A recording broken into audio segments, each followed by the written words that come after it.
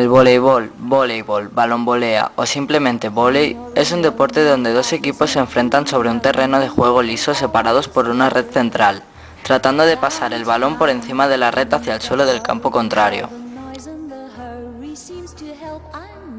El campo donde se juega el voleibol es un rectángulo de 18 metros de largo por 9 de ancho, dividido en su línea central por una red que separa a los dos equipos.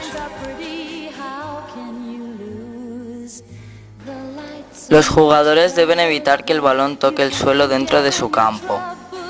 El balón acaba fuera de la pista de juego. Un equipo supera el número de 3 toques permitidos sin haberlo pasado del campo contrario. El toque del balón es incorrecto y hay retención o acompañamiento.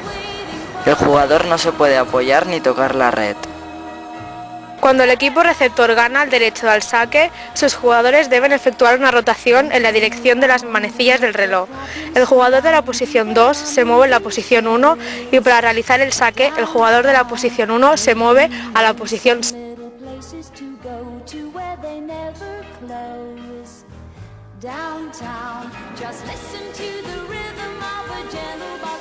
El bloqueo es consumado cuando el balón es tocado por el bloqueador. Interceptar y controlar un balón dirigiéndolo hacia otro compañero en buenas condiciones para poder jugarlo consiste en la recepción o el pase. Los balones bajos se reciben con los antebrazos unidos a la frente a la altura de la cintura y los altos con los dedos por encima de la cabeza. Cada punto se inicia con un saque del balón desde detrás de la línea de fondo. Se lanza el balón al aire y se golpea hacia el campo contrario buscando los puntos débiles de la defensa del adversario.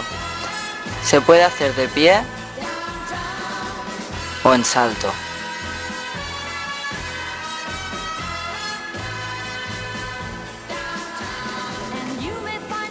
El jugador, saltando, envía finalmente el balón con fuerza a campo contrario buscando lugares mal defendidos o contra los propios jugadores.